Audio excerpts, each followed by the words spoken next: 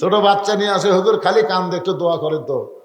আয়াতুল কুরসি পড়ে ফু দিন রে, কাম হয় না। পরে এসে কয় হুজুর এক গ্লাস পানি পড়ে দেন তো। সূরা ফাতিহা ফালাক নাস পড়ে ফু দিলাম, খিলানোর পর আরো জোরে কান্দে। আমার কয় হুজুর দোয়ার দিন নাই, দোয়ার দিন শেষ হয়ে গেছে। কিছুদিন পরে বললাম মা কান্দে না কেন? না হুজুর আর কানবি কে? তো কি দেওয়া বন্ধ হলো? কয় যখনই কান্দে মোবাইল চালু করে দেই। আমার বাচ্চা মোবাইল ছাড়া ভাত খায় না। চিন্তা করে দেখেন, যেই সময় দোয়া দেখাম হচ্ছে না, মোবাইল দেখাম হচ্ছে। আর খালি দোয়া করবেন জান্নাতের যাবো, এতই সোজা। যেখানে চুলকানি ওষুধ কি সেখানে লাগাবেন না পায়ের পাতাত? পায়ের পাতাত লাগাবেন। চুলকানি বাড়বি না কমবি? চুলকানি এমন একটা খারাপ রোগ, বুঝলেন? এটা জামাই শ্বশুর বোঝে না। জামাইয়ের অজাগার চুলকানি হচ্ছে, শ্বশুর বসে সামনে গল্প ধরছে, 1-1 ঘন্টা হয় শ্বশুর আর গল্প ছাড়ে না, চুলকানি খালি কুটকুট কুটকুট করতেছে। জামাই এখানে মোটামুটি কামড় দেখায়, চুলকানি রে তুই কি শ্বশুর বুঝিস না? এই চুলকানি সম্পর্কে আল্লাহ বললেন, অনুনাজ্জিলু মিনাল কুরআনি মা হুয়া শিফাউ ওয়া রাহমাতুল লিল মুমিনিন।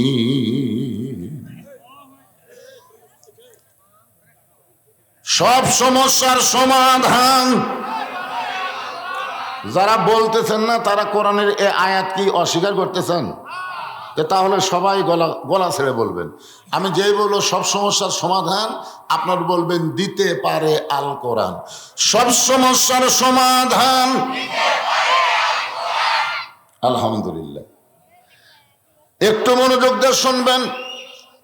এখানে আল্লাহ বলতেছেন এই কিতাবের মধ্যে কোনো সন্দেহ নাই, এই কিতাব পাইকার হারে সবাইকে হেদায়েত দিবে না, কেবলমাত্র মুত্তাকি বান্দা বান্দি যারা আল্লাহর কোরআন থেকে হেদায়েত পাবে তারা। এই মুত্তাকি সম্পর্কে আল্লাহ অন্য জায়গায় বলতেছেন, ইয়া আইয়ুহাল্লাযীনা আমানুত্তাকুল্লাহা হাক্কা তুকাতিহি ওয়া লা তামুতুন্না ইল্লা ওয়া আনতুম মুসলিমুন।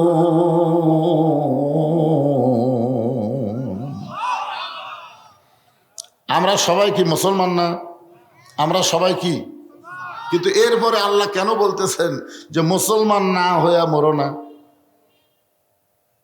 তার মানে বোঝা গেল আমরা ভালো মুসলমান হইনি, খালি সংখ্যায় মুসলমান। শতকরা 100 জনের মধ্যে 95 জন মুসলমান। বাংলাদেশে 100 জনের মধ্যে কতজন মুসলমান?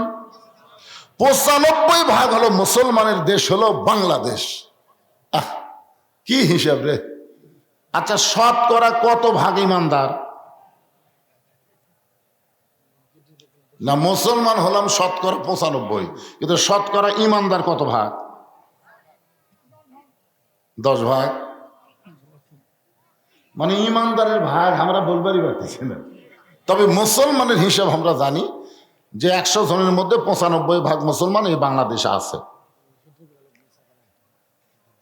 গেটের লোক কিভাবে চাপাবেন?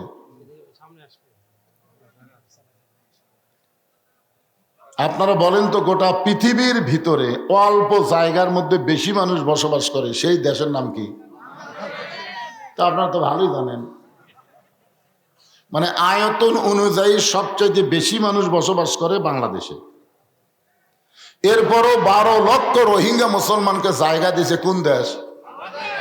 তাহলে আপনারা কি বোঝেন জায়গা দেওয়ার অভ্যাস আমাদের নাই? তো যারা আশেপাশে দাঁড়ায় আছে, দরজাত খাড়া হয়ে আছে, এরা কি রোহিঙ্গা? এরা তো হামাকেরই ভাই। তো ওদের বসতে দেওয়ার জন্য শীতের রাতে একটু চাপিয়া বসার দরকার আছে না নাই? কোন আছে না নাই ভাইজান? এই জন্য একটু চাপেন তো। এখনো ওয়াজ শুরু হয়নি, একটু চাপেন। আল্লাহর রাস্তে সামনের দিকে চেপে বসেন আর জিকির করেন। এই যারা দাঁড়িয়ে আছেন, দাঁড়িয়ে থাকবেন কেন? বসবেন, বসার জায়গা বানি বসবেন, বসার জায়গা বানি আপনার বসে যাবেন। একটু জিকির করেন আর সামনে আসেন, জিকির করেন, একটু সামনের দিকে আসেন। লা ইলাহা ইল্লাল্লাহ, লা ইলাহা ইল্লাল্লাহ, লা ইলাহা লা ইলাহা ইল্লাল্লাহু মুহাম্মাদুর রাসূলুল্লাহ সাল্লাল্লাহু আলাইহি ওয়াসাল্লাম। আমি এই পবিত্র কোরআনের রাষ্ট্র সমাজ পরিবেশ নিয়ে কথা বলতেছিলাম, ইতিমধ্যে সাইড থেকে এক বিএনপির লোক বলছে, হুজুর হুজুর এইটা ছাড়া কেউ আজ নাই। আমি বললাম, ভাইজান তোমার বাজলো কোন জায়গায়? শহীদ প্রেসিডেন্ট জিয়াউর রহমানকে যখন হত্যা করা হলো চিটাগাংয়ের সার্কিট হাউসে, তখন তার লাশের কাছে রক্ত মাখা একটা ব্রিফকেস পড়ে ছিল। তার দেহের কাছে রক্ত মাখা একটা ব্রিফকেস ছিল। অনেকেই মনে করছিল না জানি এর মধ্যে ক্রেডিট কার্ড, এটিএম কার্ড, ব্যাংকের চেক বই, না জানি কি আছে।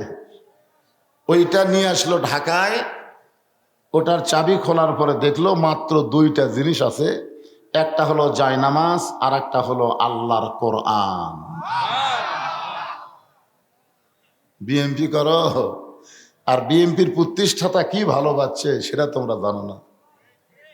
যেই লোকটা শহীদ হওয়ার সময় তার লাশের কাছে জায়নামাজ আর কোরআন পাওয়া যায়, এমনি আল্লাহ তাকে এত সম্মান দেয় নাই। আমাদের মোস্তাফিয়া ডবল টাইটেল সরকারি মাদ্রাসার প্রিন্সিপাল আল্লামা নজিবুল্লাহ রহমতুল্লাহ আলাই, তাকে আমরা জিজ্ঞাসা করছিলাম, হুজুর শহীদ প্রেসিডেন্ট সম্পর্কে আপনার মন্তব্য কি? উনি বলেছিলেন হযরত উমর ফারুকের সিমটম। জোরে কোন সুবহানাল্লাহ।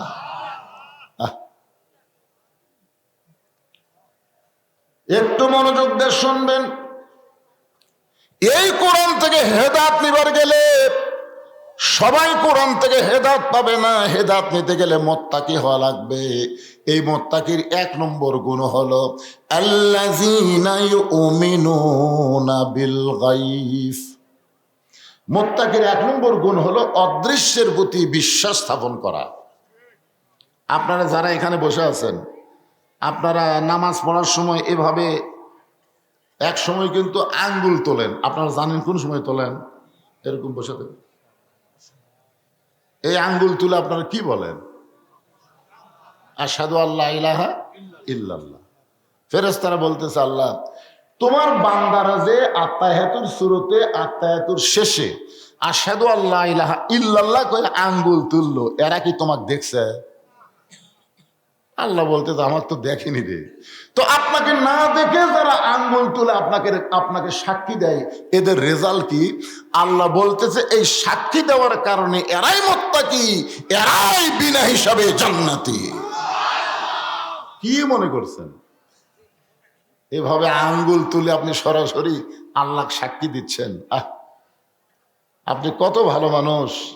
আত্তাহিয়াতুর মধ্যে আঙ্গুল তুলে আল্লাহ সাক্ষী দিলেন। সেই মানুষ আসরের নামাজ পড়ে জমির ধান দেখবার গেলেন, ধান দেখবার যায় দেখে উপর জমির পানি চলমল করতেছে, নিচে আর জমির পানি নাই। চিন্তা করতেছে, কে রে ওপরে এত পানি, আমারটা পানি নাই। তখন কিন্তু যার দিকে আঙ্গুল তুলিছে ওদিকে তাকায়নি, চারিদিকে তাকা দেখে কেউ নাই। ওই আস্তে করে বসে বিসমিল্লাহ কয়ে জমির আল কাটছে। ওই মনে করছে বিসমিল্লাহ করলে বোধহয় হালাল হবে।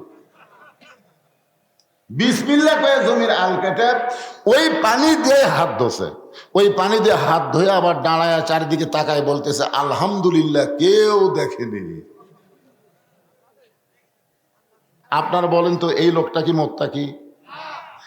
এই লোকটা হলো নামাজি। এই লোকটাকে আল্লাহর কোরআন হেদায়েত দিবার পারবে না। বাংলাদেশে অনেক নামাজি আছে, নামাজ পড়ার পরেও আবার ইসলামী আন্দোলনের বিরুদ্ধে কথা কয়। জোরে কোন ঠিক কিনা? নামাজও পড়ে, আবার মানুষের তৈরি আইন মানবে, কিন্তু আল্লাহর কোরআনের আইন পছন্দ করে না। এটা শুরু হয়েছে কখন জানেন? আল্লাহ নবী হিজরত করে যখন মদিনায় গেলেন, নামাজটা হলো আসরের নামাজ। নবী যখন আসরের নামাজের ইমামতি করতেছেন, এক রাকাত নামাজ হয়ে গেল, দ্বিতীয় রাকাতে নবী যখন দাঁড়াইছেন, এমন সময় ফেরেশতা জিবরাইল এসে আল্লাহর নবীর উপরে কোরআনের আয়াত নাজিল করলেন। নবীর নামাজ পড়া অবস্থায় জিবরাইল এসে কোরআনের আয়াত নাজিল করতেছেন। ইয়া আইয়ুহান নাবিয়্যু হারজিল মুমিনিনা আলাল কিতাল। আসরের নামাজ কয় রাকাত? আমি কিন্তু ফরজের কথা বলতেছি। কয় রাকাত? 4 রাকাতের নামাজ সালাম ফিরে নবী সাহাবীর দিকে মুখ ঘুরালেন। আল্লাহ নবী সাহাবীর দিকে মুখ ঘুরানোর পরে বললেন, রে আমার সাহাবীরা শোনো, আজকের নামাজের মধ্যে আল্লাহ তাআলা এমন একটা আয়াত নাজিল করেছে, আল্লাহ কি বলেছে তোমরা কি শুনবা? সাহাবীরা বলতে যে হুজুর একবার কেন, প্রয়োজন হলে 100 বার শুনবো। আল্লাহ নবী বললেন শুধু শুনলে হবে না, সামিনা ওয়া তাআনা। খালি শুধু শুনলে হবে না, এটাকে আমল করা লাগবে। ধরে কোন কি করা লাগবে? রাসূল বললেন তাহলে শোনো, আল্লাহ তাআলা আমাকে বলতেছেন, ইয়া আইয়ুহান নাবিয়্যু, এ আল্লাহর নবী, আপনার পিছনে যারা জামাতবদ্ধ নামাজ পড়তেছে, যারা কাতার সোজা করে নামাজ পড়ে, কাঁধের সঙ্গে কাঁধ মিলায় নামাজ পড়ে, আপনি তাদেরকে স্ট্যান্ডিং আর্মি হিসাবে গড়ে তোলেন। আপনি তাদেরকে সোলজার হিসাবে, সৈন্য হিসাবে গড়ে তোলেন। হার্স মানে সৈন্য, তাদেরকে আপনি সৈন্য হিসাবে গড়ে তোলেন। কারণ যে কোনো সময় মক্কার কাফেরেরা মদিনা আক্রমণ করতে পারে। আর মদিনা যখন আক্রমণ করবে, তখন দোয়া দিয়া, দরুদ দিয়া, নামাজ দিয়া, রোজা দিয়া আপনি মদিনা রক্ষা করতে পারবেন না। এদের বিরুদ্ধে অস্ত্র ধরা লাগবে। এই কথা যেই নবী কইছে, সামনে কাতারের একজন সাহাবী, সামনে কাতারের, আমি আসলে সাহাবী না, সামনে কাতারের একজন, নাম হলো উবাই ইবনে সলুল। নাম কি? টুপি আছে, পাগড়ি আছে, দাড়ি আছে, জুব্বা আছে। নবীর পায়ের সঙ্গে পা লাগায় বলতে, হুজুর এটা না গন্ডগোলের আয়াত। আপনারা বলেন এটা, এই আয়াত কি নবীর না আল্লাহর? বলতেছি ইয়া রাসূলুল্লাহ, এটা না গন্ডগোলের আয়াত। সঙ্গে সঙ্গে নবী চমকে গিয়ে বললেন, সাহাবীরা রে, আল্লাহ কোরআনের আয়াত নাজিল করলো, আর তোমাদের সঙ্গে জামাতে নামাজ পড়া সামনে কাতারের মুসল্লি আমাকে বলতেছে এটা গন্ডগোলের আয়াত। কে একদমই চিনবার পারলাম না। এমন সময় আল্লাহ তাআলা আয়াত নাজিল করলেন, অমিরান নাসি মাইয়াকুলু আমান্না বিল্লাহি ওয়া বিল ইয়াউমিল আখিরি ওয়া মা হুম বিমুমিনিন। যারা বলে আল্লাহ মানি, পরকাল মানি, সব কিছু বিশ্বাস করি, এরপরও আল্লাহ বলতেছেন তারা মুমিন নয়। শুধুমাত্র তারাই মুমিন নয়, যারা বাতিলের সঙ্গে আপোষ করবে, হকের পক্ষে লড়াই করবে না। আপনারা কি বাতিলের সাথে আপোষ করে ঈমান বাঁচাবার পারবেন? এ কথা বললেন। আল্লাহর নবী 27টা যুদ্ধে বাতিলের বিরুদ্ধে হকের পক্ষে সেনাপতিত্ব করেছেন। নবী যদি সেনাপতি হয় আর নবীর উম্মত হয়ে খালি মেসাক মারে জান্নাতে যাবে, এতই সোজা। একটু মনোযোগ দিয়ে শুনবেন। মুত্তাকির বৈশিষ্ট্য সম্পর্কে বলতেছি। মুত্তাকি সম্পর্কে আল্লাহ বললেন, মুত্তাকির 1 নম্বর গুণ হচ্ছে আত্তাকুল্লাহ, ভয় করতে হবে কাকে? আরো জোরে বলেন। আল্লাহকে ভয় করতে গেলে বর্তমান যেই পরিবেশ বাংলাদেশে চলতেছে, এই পরিবেশে আল্লাহকে ভয় করা যাচ্ছে? আপনাকে আদমদীঘি কেন্দ্রীয় মসজিদে আপনি জোহরের নামাজ পড়বেন। কোন নামাজ? জোহরের নামাজ আদায় করবেন। নিয়ত করেছেন আমি সামনে কাতারে নামাজ পড়ব, এই নিয়তে আপনি মসজিদ দিকে রওনা দিয়েছেন, কিন্তু মসজিদের দরজা দিয়ে দেখেন আপনার পায়ের স্যান্ডেলের দাম হলো 3000 টাকা। আপনি এখন বলেন তো, আল্লাহর ভয়ে স্যান্ডেল দরজা থুইয়া আপনি সামনে কাতারে নামাজ পড়তে পারবেন? তাহলে আপনি কার ভয় করবেন? না, মুত্তাকির 1 নম্বর গুণ হচ্ছে ভয় করা লাগবে কাকে? কিন্তু এখন 3000 টাকার জুতার কারণে আমি কিন্তু আল্লাহর ভয়ে জুতা দরজায় রাখা যাবার পারতেছি না। সর্বপ্রথম আমি জুতাটা হাতত নিলাম। অন্তর থেকে বলেন তো কার ভয়ে? আরো জোরে বলেন না কার ভয়ে? এরপরে সামনে কাতারে গিয়া আমি নামাজের নিয়ত করলাম। আমি নামাজ পড়লাম। ফেরেশতারা বলতেছে, আল্লাহ তোমার যেই বান্দা আজকে সামনে কাতারে এত সুন্দর করে নামাজ পড়লো, তার নামাজের খবর কি? আল্লাহ বলতেছে নামাজ হয়নি। কারণ একই কলিজার মধ্যে চোরের ভয় আল্লাহর ভয় একসঙ্গে যদি রয়, তার কোনোদিন নামাজ কবুল হয় না। আমার এক বন্ধু বগুড়া শহরে জায়গা কিনছে, 5-6 বছর হয়ে গেল বাসা করে না। তা আমি একদিন করলাম, কে রে ভাই, তোর কি টাকার সমস্যা? তুই জায়গা কিনলি বাসা করিস না কেন? বলে, ভাই বাসা করবার চাই, ভয়ে করতেছি না। আমি কিসের ভয়? বলে, একেবারে ভিতর থেকে শুরু করে লিন্টন পর্যন্ত খালি চাঁদাই দেওয়া লাগবে, চাঁদা। তাহলে কিসের ভয়? বলে, চাঁদাবাজের ভয়। মসজিদে দরজায় করতেছে চোরের ভয়, বাসা করবার পারতেছে না চাঁদাবাজের ভয়। ওয়াজ শেষ করে আমার মতন বক্তা রানীনগরে ওয়াজ শেষ করে বললাম, কে ভাই, রাত বাজে এখন 1টা, আমি কোন দিক দিয়ে যাই?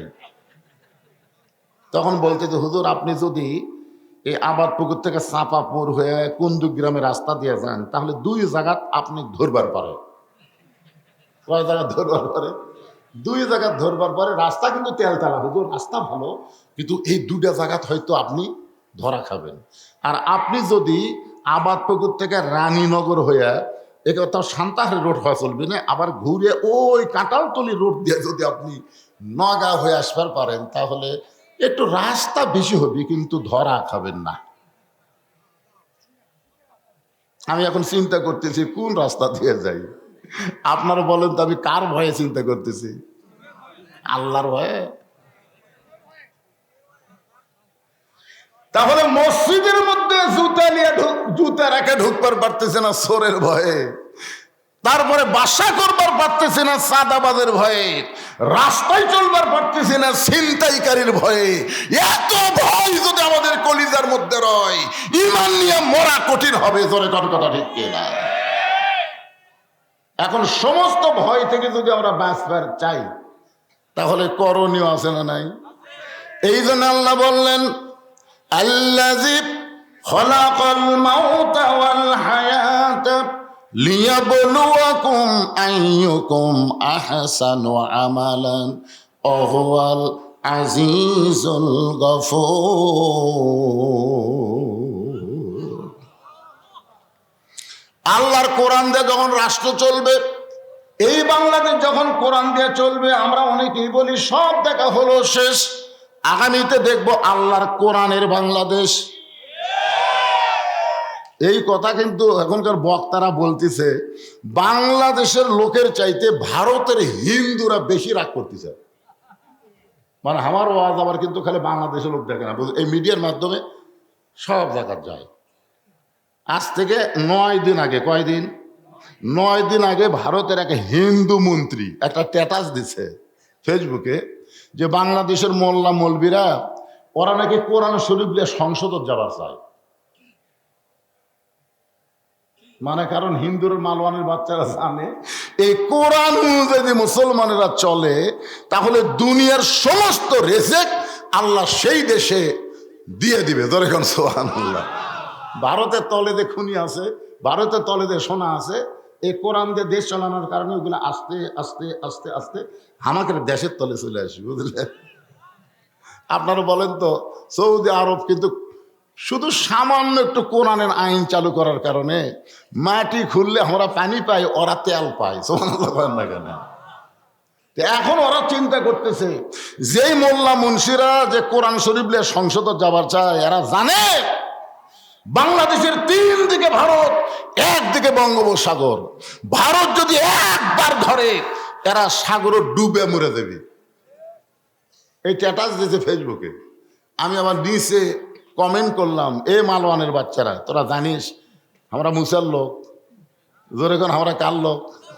কথা হয় না। আমাদের একজন নবী ছিলেন, নাম হলো মুসা নবী। জোরে বলেন নাম কি? 3 দিকে ফেরাউন লাঠি সোটা নিয়ে দাঁড়ায় গেছে। 3 দিকে ফেরাউন হাজার হাজার সৈন্য নিয়ে মুসা নবীকে অ্যাটাক করেছে। বলে রে মুসা, তোর তো পলানোর কোনো জায়গা নাই, 3 দিকে আমরা লাঠি নিয়ে দাঁড়াই আছি, সামনে হলো সাগর, এখন তুই যাবি কোন দিকে? মুসা বলতে চাল্লাম 3 দিকে লাঠি নিয়ে দাঁড়াই আছে, আমি এখন কোথায় যাব? আল্লাহ বললেন নাসরুম মিনাল্লাহি ওয়াফাতুহুন কারীব ওয়াবাশশিরিল মুমিনিন। তোমার হাতে কি লাঠি নাই? মুসা বলতেছে আল্লাহ লাঠি তো একটা, এক লাঠি নিয়ে কি 1000 লাঠির সঙ্গে পারা যাবে? আল্লাহ বলতেছেন ফেরাউনের সৈন্যদের দিকে লাঠি না মাইরা সাগরে লাঠি মারো। সাগরে লাঠি মারার সঙ্গে সঙ্গে আল্লাহ সাগরকে রাস্তা বানায় দিছে। আমি বললাম রে মালওয়ানের বাচ্চারা, ভারতের হিন্দুরা শুনে নে, আমাদের মুসা নবীর জন্য আল্লাহ যদি সাগরকে রাস্তা বানায় দেয়, আপনি বলেন তো বর্তমানে সে আল্লাহ আছে না নাই? আমাদের বাংলাদেশের মুসলমানের জন্য আল্লাহ সাগরকে রাস্তা বানায় দিবে, আর মালওয়ানের বাচ্চারা যখন সাগরের মধ্যে ঢুকবে, ওই ফেরাউনের মতোই আল্লাহ সুবড়াইয়া মারবে। পেটাজ দিচ্ছে, আমাদের হাতে পারমাণবিক বোমা আছে। টুপিওয়ালারা, এই মৌলবাদীরা বেশি চেঁচাস না, আমাদের ভারতের হাতে পারমাণবিক বোমা আছে। আমি তার উত্তরে ফেসবুকে লিখলাম তোমাদের হাতে পারমাণবিক বোমা আছে, নমরুদের হাতেও আগুনের চুলা ছিল। জোরে কোন কথা ঠিক কিনা? আমাদের জাতির পিতাকে পুরানোর জন্যে কত চেষ্টা করলো। খালি রশিতে টান মারবি আর আগুনের চুলার মধ্যে পড়বি, পুড়ে ছাই হয়ে যাবি। আপনারা বলেন তো আগুনের চুলা আল্লাহ কি বলতেছে? আল্লাহ নমরুদ যে আমাকে জ্বলালো, আমি কি নমরুদের কথাই পড়বো না আপনার কথাই পড়বো? আল্লাহ বলে আগুন তোর মালিককে বলে আপনি। তাহলে আমি ঘোষণা করে দিলাম ইব্রাহিম, ইব্রাহিমের জন্য শান্তিদায়ক হয়ে যা। আমাদের জাতির পিতা হযরত ইব্রাহিম পারমাণবিক বোমা আগুনের চুলার মধ্যে পড়লো, সে আগুনের চুলা আল্লাহ শান্তির বাগান বানায় দিল। ভারত যদি এখন বাংলাদেশকে ধ্বংস করার জন্য একটা বোম মারে, মনে করেন একটা অ্যাটম বোম মারলো, কথার কথা, অ্যাটম বোম মারার পরে আপনাকে এই সান্তাহারে এলাকাতে এসে পড়লো, নিচ্ছে না শুনুন ভাই, এই সান্তাহারে এলাকাতে এসে পড়লো, পড়ার পরে আচ্ছা আপনারা বলেন তো নমরুদের আগুনের চুলা জ্বলাইছে কে? আল্লাহ জ্বলাছে। নমরুদ জ্বলাছে। যখন কে জ্বলাছে? অ্যাটম বোমা বানাইছে কে? ভারত। তাহলে যাই জ্বলালো তাই তো পুড়াবার পারলো না, পুড়ানোর ক্ষমতা কার হাতে? তাহলে অ্যাটম বোমা মনে করেন আপনাকে এই বড় আকের এলাকাতে এসে পড়লো, বিশাল একটা বোম, 27 টন ওজন। এরা মনে করছিল এক বোম মারমো গোটা বগুড়া সরকার হয়ে যাবে, কিন্তু বোম মাটির পড়ে বলতেছে আল্লাহ ভারতের মালওয়ানের বাচ্চারা তো বোম মারলো, তা আমরা বোম কি করব? আল্লাহ বলতেছে ফুটিস না। নমরুদের আগুনের চুলাক আল্লাহ কি বলতেছে? জ্বলিস না। বোমক আল্লাহ বলতেছে ফুটিস না। আপনারা বলেন তো বোম কি ফুটতে পারবে? তো বোম কিছুক্ষণ পরে বলতেছে আল্লাহ তুমি যদি আগুনের চুলাক শান্তির বাগান বানায় দাও, তাহলে বোমক তুমি বোম না রাখে কিছু বানাও। তখন আল্লাহ বলতে ঠিক আছে, তোকে মিষ্টি তরমুজ বানিয়ে দিলাম, যা। এখন বোম মিষ্টি তরমুজ হয়ে যদি এলাকার মধ্যে পড়ে থাকে, এই এলাকার ছেলেপেলেরা কিন্তু মোটামুটি দুষ্ট আছে, ওরা চিন্তা করবে ওরা কি পড়ে আছে, আগে কাছে এসে হাত দিয়ে লাভলি টিপি, তারপরে দেখবে এটা তরমুজের মতন। বাড়ি থেকে সরিয়ে নিয়ে বটিয়ে নিয়ে যখন কাটা কাটা খায়, এরা দূর থেকে দূরবীন দিয়ে দেখতেছে আমাদের বোম বাংলার যুবকেরা কাটা কাটা খায়। আল্লাহ বলেছেন ফালিয়াবুদু رب هذا البيت الذي أطعمهم من جوع وآمنهم من خوف। ওই ঘরের মালিকের তোমরা গোলামি করো, ওই ঘর মানে ওই মসজিদের মালিকের তোমরা গোলামি করো, নামাজ পড়ো, আমি আল্লাহ তোমাদেরকে 2টা পুরস্কার সঙ্গে সঙ্গে দিব। 1 নম্বর পুরস্কার হলো তোমাদের রিজিকের কোনো পেরেশানি থাকবে না, আর 2 নম্বর পুরস্কার হলো ভারত বলো, আমেরিকা বলো, ব্রিটেন বলো, ফ্রান্স বলো, কোন দেশের বোম থেকে অ্যাটম থেকে আমি আল্লাহ তোমাদের পুরোপুরি নিরাপত্তা দিয়ে দিব। কি মনে করতেছেন? আল্লাহর কোরআনের দরকার আছে না নাই? দরকার আছে না নাই? এই যে আয়াতে কারিমা তেলাওয়াত করলাম যে ফালিয়াবুদু রাব্বা হাযাল বাইত, ওই ঘরের মালিকের তোমরা গোলামি করো। ওই ঘরের মালিকের গোলামি নামাজ পড়তে গেলে বক্তার ওয়াজ দিয়ে নামাজ হবে না, নামাজ কায়েমের আন্দোলন করে সংসদের মধ্যে ভালো মানুষ পাঠায়া নামাজ কায়েমের বিল পাস করা লাগবে। জোরে কোন কথা ঠিক কিনা কথা বলেন? বহু ওয়াজ করছি আমি, বহু ওয়াজ করছি। আমার ওয়াজ শুনে মুয়াজ্জিনই চেতন পাইনি, জানেন? আমি এমন ওয়াজ করছি, ওয়াজ শুনে মুয়াজ্জিন বাড়ির যা ঘুমাছে,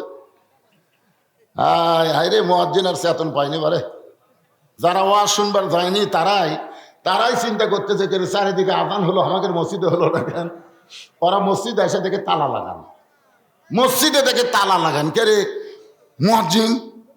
তখন একজন বলতেছে মুয়াজ্জিন হয়তো অসুস্থ পারে। তখন কি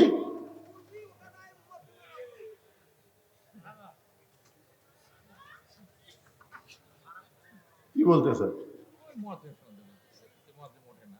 না, কথাটা বলেন ভাইজান, আমি কথাটাই বলি।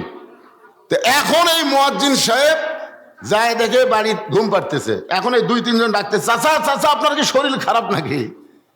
তো চাচা দরজা খুলে বলতেছে ভাই কি হচ্ছে? চারিদিকে আজান হয়ে গেল, মসজিদ তালা খোলেননি। মুয়াজ্জিন কান ধরে তওবা করতেছে, আর জীবনে ওয়াজ শুনবো না। কারণ এই ওয়াজ শুনবার যায় আমার এত ঘুম হচ্ছে, আমি চেতন পাইনি। তার মানে কি বুঝতেছেন? বাংলাদেশের ওয়াজ দিয়ে মুয়াজ্জিন চেতন পায় না, সে ওয়াজ দিয়ে বাংলাদেশের মুসলমানকে নামাজি করা যাবে না। ধরে ধর কথা কন না কেন?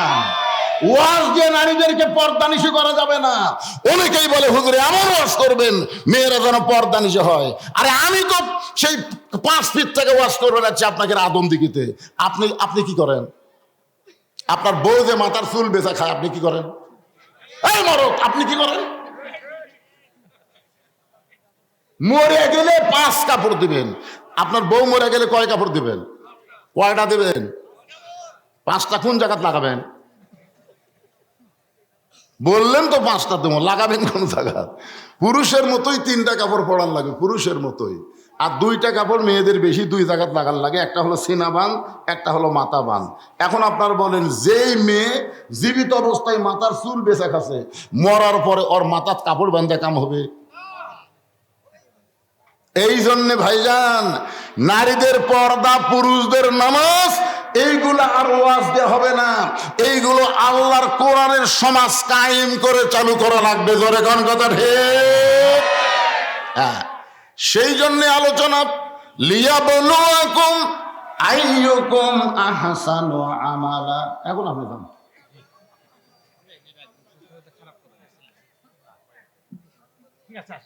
আচ্ছা ঠিক আছে, ভাইকে আমি বসালাম যে ভাই আবার চিন্তা করবি আমি যাওয়ার পরে আর কি ওয়াজ করে।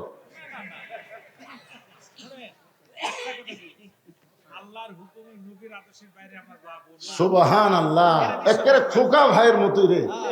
আমার খোকা ভাই যতদিন জীবিত আসলো, আমি যত মাহফিল করছি আমাকে কয় হুজুর কোরআনের যা আছে ডাইরেক্ট মারেন তো। সেই পরিবার, মাশাআল্লাহ। এগুলো দেখেন তো কি লেখছে। হ্যাঁ, একটু সবাই জিকির করেন। যারা দাঁড়াচ্ছেন জায়গা পাচ্ছেন একটু বসেন তো, বসেন। চাপে চাপে একটু আসেন তো ভাই। এখানে খালি ওয়াজ না রে, ওয়াজের পরে গোস্ত দিয়ে বিরিয়ানি আছে, বোঝেন না? আপনারা মনে করছেন খালি খালি ওয়াজ, গোস্ত বিরিয়ানি আছে। এই জন্য একটু একটু একটু সামনের দিকে চাপেন তো, আল্লাহর রাস্তায় চাপেন।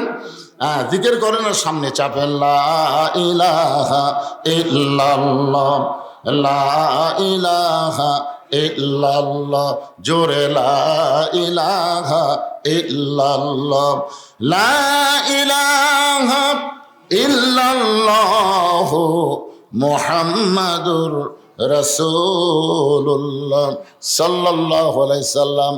লিয়াবলুয়াকুম আইয়ুকুম আহসানু আমালা। একটু মনোযোগ দিয়ে শুনবেন। এই সূরা মুলকের এই 2টা আয়াতের ব্যাখ্যা করব আপনাদের কাছে। সুন্দর আমল। আপনারা বলেন তো, বর্তমানে বাংলাদেশে ভোটের আগে, দায়িত্ব পাওয়ার আগে নেতা নরম না দায়িত্ব পাওয়ার পরে নরম? বুঝে শোনা করবেন। আল্লাহর কোরআন দিয়ে যখন বাংলাদেশ চলবে, তখন নেতারা ভোটের আগে গরম থাকতে পারে, কিন্তু নেতা হওয়ার পরে তারা নরম হয়ে যাবে। কিন্তু আমাদের বাংলাদেশে দেখবেন ভোটের আগে 12 তারিখে নির্বাচন হবে, এখন নেতারা এত নরম হয়ে গেছে। আমাদের এলাকার এক নেতা গাড়ি থামে নিচে নামে সালাম দিছে। কাক সালাম দিছে জানেন? ফকিরক সালাম দিছে। আসসালামু আলাইকুম চাচা, কেমন আছেন চাচা? ফকির খালি চারিদিকে মাথা ঘুরাই বলে, বাবা কাক সালাম দিলে? তাই আপনাকে দিলাম চাচা, আমি ভিক্ষা করে খাই। বলে ভোটের আগে আপনিও যা আমিও তাই। কিন্তু লিয়াবলুয়াকুম আইয়ুকুম আহসানু আমালা, যেই সুন্দর আমলের পরীক্ষা হবে সেইটা বোঝানোর জন্য বলতেছি। এই কোরআন দিয়ে যখন রাষ্ট্র গঠন হলো, আপনারা বলেন তো হযরত ওমর দায়িত্ব পাওয়ার আগে কেমন ছিল? কবার করে না? হযরত ওমর দায়িত্ব পাওয়ার আগে কেমন গরম? কোন রাস্তা দিয়ে যদি হযরত ওমর যায়, ওই রাস্তা দিয়ে শয়তান যাইতে কয়দিন ভয় পায়। কিন্তু যেদিন থেকে মদিনার খলিফার দায়িত্ব পাইছে, সেদিন থেকে হযরত ওমর কেমন নরম হয়েছে। একদিন গভীর রাত্রে হযরত ওমর মানুষের দুঃখ কষ্ট দেখার জন্যে, কে কেমন আছে দায়িত্ব পাওয়ার কারণে, কে কেমন আছে নিজের চোখে দেখার জন্য দিনের বেলা সম্ভব না। কারণ দিনের বেলা ঘুরবার গেলে মানুষের সঙ্গে মুসাফা করতে সময় শেষ। জোরে কর কথা ঠিক কিনা? কারণ আল্লাহ নবী বলেছেন, আমার পরে কেউ যদি নবী হতো, লাউ কানা ওমর, আমার পরে কেউ যদি নবী হতো আল্লাহ ওমরকে নবী বানায় দিত। সেই জন্য হযরত ওমর দিনের বেলা না ঘুরে রাতের বেলায় চোরের মতন চুপি চুপি, কোনো বডিগার্ড নাই, র্যাব নাই। কারণ বাংলাদেশের মতন 96টা দেশ, আমাদের বাংলাদেশ 96টা একত্র করলে যত বড় দেশ হবে, তত বড় দেশের খলিফা হলেন হযরত ওমর। আল্লাহর আইন দিয়া রাষ্ট্র চালায়। রাতের অন্ধকারে ঘুরতেছে মানুষের দুঃখ কষ্ট দেখার জন্য। হঠাৎ হযরত ওমর দেখতে পায় একটা তাঁবু টাঙ্গানো আছে, আর তাঁবুর বাহিরে একটা পুরুষ মানুষ অস্থির হয়ে ঘুরতেছে। তাঁবু টাঙ্গানো আছে, আর তাঁবুর বাহিরে একটা পুরুষ মানুষ কখনো উত্তরে যায়, কখনো দক্ষিণে যায়। একবার উত্তরে যায়, একবার এই কথাবার্তা কে কয় রে? কথাবার্তা কেন ভাই? ইশারার দ্বারা কাম করেন তো। ওই পুরুষ মানুষটা একবার উত্তরে যায়, দক্ষিণে যায়। ওমর ফারুক চিন্তা করলেন, পুরুষ মানুষ যদি অস্থির হয়ে যায় সেই সমাজটা নষ্ট হয়ে যাবে। পুরুষকে অস্থির হলে চলবে না, পুরুষকে স্থির হওয়া লাগবে। পুরুষকে কি হওয়া লাগবে? অস্থির হবি নারী। অস্থির কে হবি? আল্লাহ যখন বলেছে ওলা তাকরাবা হাযিস শাজারা ফাতাকুনা মিনাজ জালিমিন, ওই গাছের কাছে যায়ও না। জান্নাতের মধ্যে আল্লাহ যখন বলল ওই গাছের কাছে যায়ও না, আপনার বলেন তো কে গেছে?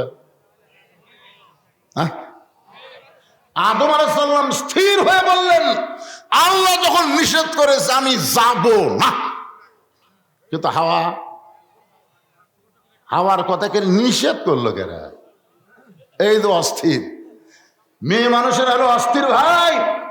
দীর্ঘদিন আমাদের বাংলাদেশ শাসন করেছে মেয়ে মানুষ। জোরে কোন কথা ঠিক কিনা? আমরা মরদ গুলে দিয়ে কুটি গেছিলাম, আমাকে খোঁজই পাওয়া যায়নি রে। আল্লাহর কি কাম, একজন বিদায় লিছে আর একজন পলে আছে। আপাতত আর কোনো মেয়ে মানুষ আমরা পাচ্ছি না। এই জন্য একটা স্লোগান দেব, মেয়ে মানুষের দিন শেষ, এখন থেকে মরদ মানুষের বাংলাদেশ। আপনারা কি মনে করতেন এটা আমার বাপের কথা? বুখারী শরীফের হাদিস, আলেম ওলামা এখানে আছে। বুখারী শরীফে আল্লাহ রাসূল বলেছেন, মা তারাক্তু বাদি আলা উম্মতি ফিতনাতুন আদার আলা রাসূলু মিনান নিসা, রাওয়াহুল বুখারী কিতাবুল ফিতান। আল্লাহ নবী বলেছেন, আমার পরে আমার উম্মতের জন্য সবচাইতে বড় বিপদ হলো পুরুষ মানুষের জন্য নারী নেত্রী হওয়া। এটা আমার কথা? এটা কে বলছে? নবী বলেছে। দরকার কে বলেছে? আর আল্লাহ কি বলছেন? আল্লাহ বলেছেন, আর রিজালু কাওয়ামুনা আলান নিসা, পুরুষ থাকবি প্রধানমন্ত্রী আর নারী থাকবি কি বডিগার্ড। পুরুষ থাকবে উপরে, নারী থাকবে নিচে। একটু মনোযোগ দিয়ে শোনেন নবীর হাদিস এবং আল্লাহর কোরআনকে সামনে নিয়ে আমরা আগামীর বাংলাদেশ গড়বার চাই, আল্লাহ যেন তৌফিক দেয়। জোরে কন আমিন, জোরে কন আল্লাহুম্মা আমিন। এখন চলে আসেন, ওমর ফারুক অস্থির পুরুষটাকে দেখে চিন্তায় পড়ে গেলেন। পুরুষটা অস্থির হয়ে উত্তর দক্ষিণ ঘুরতেছে। ওমর ফারুক তাকে শান্তি দেওয়ার জন্যে, দুনিয়াতে যত দোয়া আছে সবচাইতে বড় দোয়া শান্তির হলো সালাম দেওয়া। যত দোয়া আছে, আপনার যখন কবরস্থানে যান, আপনার কবরস্থানে কবর জিয়ারত করেন না? আচ্ছা, কবর যায় কি খালি খালি মুখ লড়ান না, কিছু দোয়া দরুদ পড়েন, সূরা ইখলাস পড়েন, ইস্তেগফার পড়েন, আয়াতুল কুরসি পড়েন, বহু দোয়া পড়েন। তো সমস্ত দোয়া পড়ার আগে আপনারা কি দিয়ে শুরু করেন? আপনি যতই দোয়া পড়েন, সালামের চাইতে বড় দোয়া নাই। এই জন্য গোরস্থানে গিয়ে আগে সবচাইতে বড় দোয়া হচ্ছে আসসালামু আলাইকুম ইয়া আহলাল কুবুর। ওমর ফারুক অস্থির লোকটাকে স্থির করার জন্য সালাম দিলেন, আসসালামু আলাইকুম ইয়া আব্দুল্লাহ। লোকটা সালামের উত্তর দেয় না। ওমর ফারুক আবার সালাম দিলেন, আসসালামু আলাইকুম ইয়া আখি। লোকটা সালামের উত্তর দেয় না। ওমর ফারুক আবার যখন সালাম দিবার জন্য হাত তুলেছে, আজ কেবল কছে, আজ সালামও কবারই পারেনি। আজ প্রতি লোকটা বলে, এই মিয়া বারবার খালি সালাম দাও মিয়া। আপনার বলেন তো কাক বলিছে? ওমর ফারুক রাস্তাতে গেলে শয়তান কয়দিন যায় না? ওটা কখন? যখন সাহাবী ছিল। আর যখন খলিফা হয়েছে তখন কি বলতে চাই, মিয়াই মিয়া বারবার খালি সালাম দেশ মিয়া। তুই জানিস হযরত ওমর যেদিন থেকে আল্লাহর কোরআন দিয়ে রাষ্ট্র চালায়, সেদিন থেকে দিনও যা রাতও তাই। সুবহানাল্লাহ খান্না কেন? এই কথাটা কাক বলতেছে? ওমরকেই বলতেছে। হযরত ওমর যেদিন থেকে কোরআন দিয়ে রাষ্ট্র চালায়, সেদিন থেকে দিনও যা রাতও তাই। আমি আমার গর্ভবতী বউকে নিয়ে অমুক এলাকা থেকে অমুক এলাকায় যাচ্ছিলাম, কিন্তু রাস্তার এই মাঝখানে এসে আমার বউটার প্রসব ব্যথা এমন বেড়ে গেল, আমার বউটার কষ্ট আমি সহ্য করতে না পেরে তাঁবুর ভিতরে আমার বউটাকে রাইখা আমি বাহিরে অস্থির হয়ে ঘুরতেছি, আর তুমি কি আমাদের খালি সালাম দাও। আমার বউটা তাঁবুর মধ্যে কষ্টে গ্যাঙ্গা গ্যাঙ্গি করতেছে, আমি কষ্টে সহ্য করতে না পারে বাহিরে উত্তর দক্ষিণ ঘুরতেছি, আর তুমি শুধু আমারে সালাম দাও। কি আমি বর্তমানে কি বিপদে আছি তুমি জানো? খালি সমানে সালাম মারো। ওমর ফারুক লোকটাকে এক টানে বুকের মধ্যে নিয়ে কপালে একটা চুমা দিয়ে বলতে দে, ভাইজান ইন্নাল্লাহ মা'আস সাবিরিন। কি নেতা রে! ক্ষমতা পাওয়ার পর, ক্ষমতার আগে না। নিশ্চয় ধৈর্যশীলদের সঙ্গে আল্লাহ আছে। ভাই তুমি একটু ধৈর্য ধরো, আমার বাড়িতে ভালো একটা ধাত্রী আছে, আমার বাড়িতে ভালো একটা ধাত্রী আছে। আমি কালে যাব, এক দৌড়ে গিয়ে আমার ধাত্রীকে নিয়ে এসে তোমার ওই গর্ভবতী বউটার কষ্ট আমি নিরোধ করার চেষ্টা করব। এই কথা বলে হযরত ওমর এক দৌড় মারলেন। অর্ধ জাহানের খলিফা হযরত ওমর গভীর রাত্রে এক দৌড় মারলেন, বাড়ির দরজায় গিয়ে ডাক দিলেন আব্দুল্লাহর মা। ওমর ফারুকের ছেলের নাম হলো কি? আব্দুল্লাহর মা। আব্দুল্লাহর মা বলার সঙ্গে সঙ্গে দরজা খুলে গেল। লা ইলাহা ইল্লাল্লাহু মুহাম্মাদুর রাসূলুল্লাহ সাল্লাল্লাহু আলাইহি সাল্লাম। আমি যে ঘরে রেস্টে ছিলাম, আমি কিন্তু আজকে দিনে ওয়াজ করে এখানে খুব আগে ভাগাইছি, মানে মাগরিবের পরপরই আপনাকে মাহফিল আইছি। যেখানে রেস্টে ছিলাম, হাইরে খাওয়ার ভিড়ে ভাই।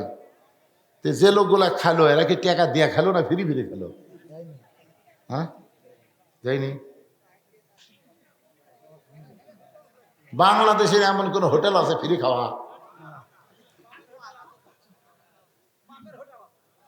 এটা বাপের হোটেল নয়, বাপ মাদ্রাসাত খাবে রে। বাপের হোটেলে তো ফ্রি খেলে বাপ মাঝে মাঝে গেলাই না, এই খালি ফ্রি ফ্রি খাস, কাম করিস না। ভাইজান আমি খুবই খুশি, মাদ্রাসা প্রথম, আমি তো বহুদিন আগে থেকে এখানে আসা শুরু করছি, অনেক আগে থেকে। এবার মাদ্রাসা দেখে খুব ভালো লাগলো। প্লাস্টার করা লাগবে, একটু সিমেন্টের দরকার। আপনারা এই দিক দিয়ে হাত খুলতেছেন না। এক বস্তা সিমেন্ট কয় টাকা ভাই?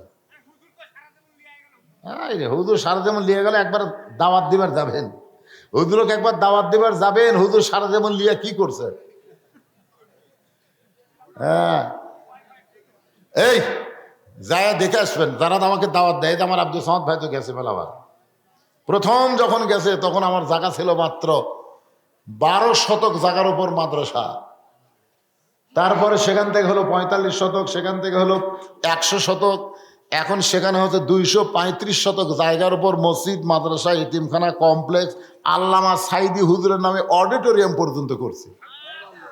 এইগুলা টাকা পৃথিবীর কারো কাছ থেকে দান সদকা লেনি। সম্পূর্ণ টাকা হলো ওয়াজের টাকা। এই ওয়াজ করে যে টাকা আপনারা দেন, এই টাকা 10 ভাগ করে 1 ভাগ আমার পরিবারের জন্য, 9 ভাগ আল্লাহ রাসূলের জন্য। কাম কি খারাপ করছে? এই জন্যই তো আমি কই যে অনেকগুলো একচুয়ালি দাওয়াত দিবেন, এখানে আসার পরে অনেকগুলো দাওয়াত দিবেন। হুজুর দাওয়াত আমার মাদ্রাসায় যাবেন শনিবারে, যা দেখে আসবেন মালটা কি করছে। 10 জন মিলে একটা মাদ্রাসা তৈরি, 1000 জন মিলে পারতেছেন না। আর সেখানে আপনাদের দোয়ায়, আপনাদেরই টাকা। আমি যখন ছাত্রদের জন্য দোয়া করি তখন আমি কিন্তু আমার জন্য দোয়া করি না। আমি বলি যারা আমাকে দাওয়াত দেয়, এই বুড়া বয়সে সব বক্তা বউলে শুতে আছে, না হয় কব্বরত গেছে। ধরে কথা কন না কেন ভাইজান? আমার মতন যারা বক্তা অধিকাংশই মরিছে, আর যে কয়টা বেঁচে আছে এরা আর চলতেছে না, এরা বউলে শুতে আছে। তা আমি চলতেছি কি জন্য? এটা আপনাকে টাকা দিয়ে মাদ্রাসা মসজিদ বানাচ্ছি, ওই এতিমেরা আমার জন্য দোয়া করে যে হুজুর যতদিন ওয়াজ করবার পারবি ততদিন আমাকে খাওয়া দাওয়া ভালো হবে।